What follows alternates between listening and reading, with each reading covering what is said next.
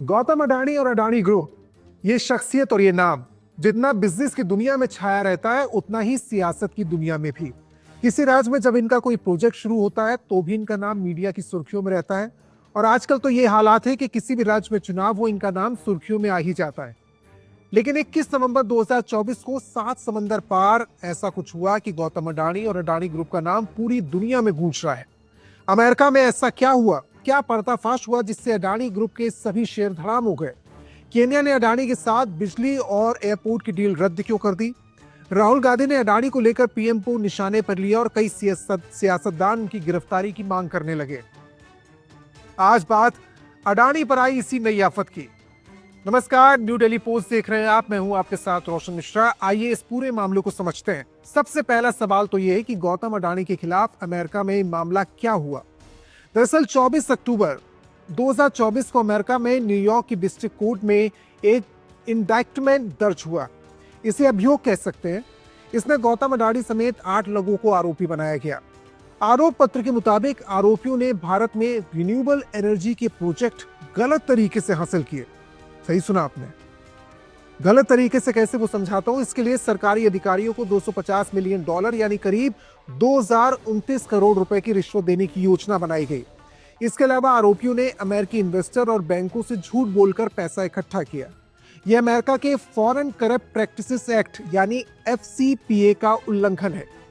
यहां ध्यान देने वाली बात यह है कि अमेरिकी न्याय विभाग यानी जो वहां का डिपार्टमेंट है, जस्टिस डिपार्टमेंट, वहां पे जो डॉक्यूमेंट है उसमें रिश्वत ऑफर करने की बात की गई है, यानी इसकी प्लानिंग करने की। रिश्वत दी गई है ऐसा कहीं पर उल्लेख नहीं है। 20 नवंबर 2024 को कोर्ट में मामले की सुनवाई हुई और ये मामला सबके सामने आया। रॉयटर्स न्यूज एजेंसी के मुताबिक गौतम अडानी और उनके भतीजे सागर के खिलाफ वारंट जारी हो चुका है। आरोपियों में सिरिल कैबनेस है, सौरभ अग्रवाल, दीपक मल्होत्रा, रूपेश अग्रवाल का भी नाम शामिल है। इन पर ग्रैंड जूरी, FBI और SEC की जांच में अड़ंगा डालने की साजिश का भी आरोप है। दूसरा अहम सवाल उठता है कि हेरफेर और रिश्वत देने के जो आरोप लगे वो किस प्रोजेक्ट में लगे हैं। अमेरिकी जस्टिस डिपार्टमेंट के मुताबिक solar energy corporation of India यानी SECI ने देश में 12 गीगावाट की एनर्जी आपूर्ति के लिए कॉन्ट्रैक्ट निकाला था। यहां से ध्यान से सुनिएगा। SECI भारत की सरकार की रिन्यूएबल एनर्जी की कंपनी है जिसका उद्देश्य है कि देश में सोलर एनर्जी का इस्तेमाल बढ़ जाए। दिसंबर 2019 और जुलाई 2020 के बीच अडानी ग्रीन एनर्जी लिमिटेड यानी AGEL और एक विदेशी फर्म ने कॉन्ट्रैक्ट जीत लिया। उन्हें लेटर ऑफ अवार्ड यानी LOA भी हासिल हो गया।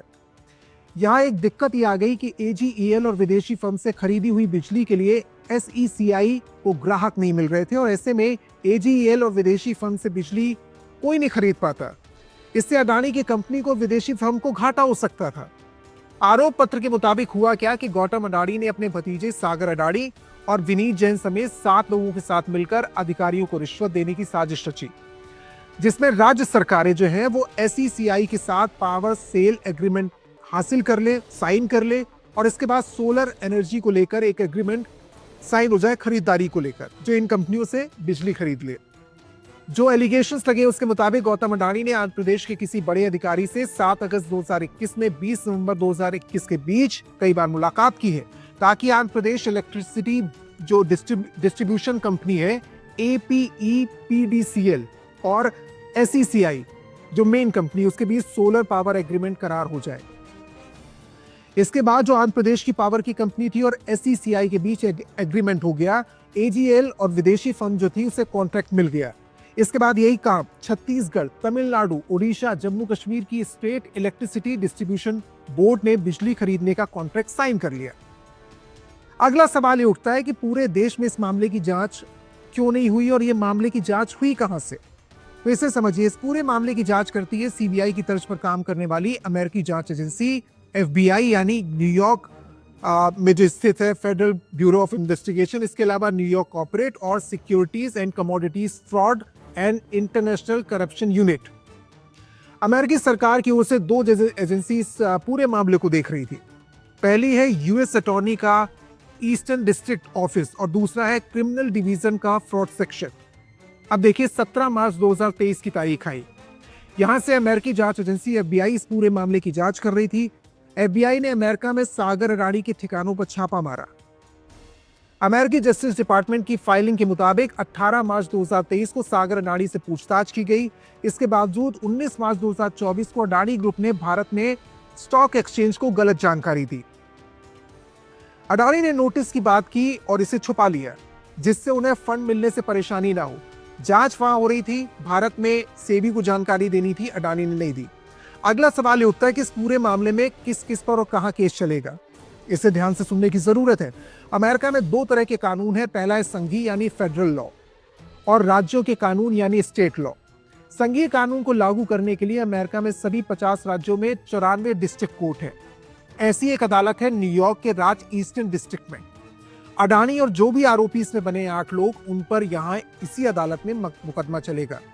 न्यूयॉर्क ईस्टर्न डिस्ट्रिक्ट के अटॉर्नी ऑफिस के मुताबिक मामले में 8 आरोपी हैं, 7 भारतीय, एक फ्रेंच सिटीजन भी है। अब सवाल ये उठता है कि रिश्वत तो भारत में दी गई, भारत की राज्य सरकारों के अधिकारियों को दी गई, ये आरोप है। क्या प्लानिंग की गई? तो अमेरिका में यह मामला क्यों चल रहा है? जवाब है कि अमेरिका में फॉरेन करप्ट प्रैक्टिस एक्ट के तहत घूस देकर बिजनेस करना एक बड़ा अपराध है। अगर अमेरिका से जुड़ी किसी कंपनी में कहीं भी दुनिया में रिश्वत दी है तो उस पर अमेरिका में मुकदमा चल सकता है। अमेरिका में मामला इसलिए दर्ज हुआ क्योंकि प्रोजेक्ट में अमेरिका के निवेशकों का पैसा लगा है, यानी अडानी ने जो पैसा जुटाया अमेरिका में, उसकी वजह से इनकी मुश्किल बढ़ गई। अमेरिकी जस्टिस विभाग की फाइलिंग में बताया गया है कि 2021 में अमेरिका में अडानी ग्रीन कॉर्पोरेट बॉन्ड जारी किया गया था, जिसमें अमेरिकी निवेशक शामिल थे। एजीएल की एक सहयोगी कंपनी यहीं से सामने आती है, NYSE, जो लिस्टेड है NYSE में, एक सहयोगी कंपनी। सवाल ये उठता है कि गौतम अडानी के खिलाफ इस मामले को एन इंडैक्टमेंट इन यूएस क्यों कहा जा रहा है? इसका मतलब है सीधा सा, एन इंडैक्टमेंट इन द यूएस, इसका शाब्दिक अर्थ है कि अमेरिका में अभियोजन, यानी अमेरिका में चलने वाला मुकदमा। अमेरिका में इसकी जिम्मेदारी न्याय विभाग की, जस्टिस डिपार्टमेंट की होगी, और वो इस पूरे मामले को देखेंगे, अपराध होने की जांच करेंगे। इसके बाद प्रोसिक्यूटर यानी सरकारी वकील एक औपचारिक लिखित आरोप तैयार करेंगे।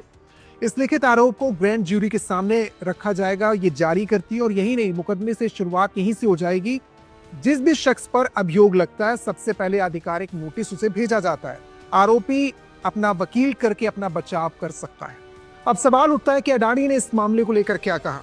नवंबर 2024 यानी गुरुवार को अडानी की ओर से एक सफाई सामने आई है। अडानी ने एक प्रेस नोट जारी किया है, जिसमें कहा गया है कि यूनाइटेड डिपार्टमेंट ऑफ जस्टिस और ऐसी के जो आरोप लगे हुए हैं वो निराधार हैं।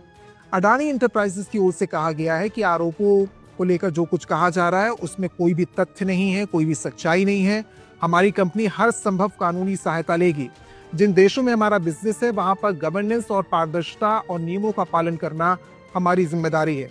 सभी स्टेक होल्डर्स के लिए कहा गया है, कर्मचारियों के लिए कहा गया है कि यकीन दिलाते हैं कि कानून का पालन सही तरीके से किया गया है। लेकिन अब सबसे आखिर में जो निवेशक परेशान है, गौतम अडानी की नेटवर्क में करीब 1 लाख करोड़ की कमी आई है। धड़ाम से शेयर गिर गए। 10 लिस्टेड कंपनियां हैं और शेयर मार्केट में लगभग 10% तक गिरावट देखी गई। लेकिन एक दिन बाद थोड़ा सा सुधार देखा गया है। अडानी के कई शेयर ग्रीन में कारोबार करते नजर आए। ऐसा ही हिंडनबर्ग की रिपोर्ट सामने आने के बाद हुआ था, लेकिन हिंडनबर्ग की रिपोर्ट के बाद जो अभी नुकसान हुआ है वो लगभग दोगुना है। अब देखना होगा इसको लेकर आगे क्या कुछ होता है, अडानी की सफाई कितनी काम आती है और शेयर मार्केट में निवेशकों को कितना नुकसान होता है।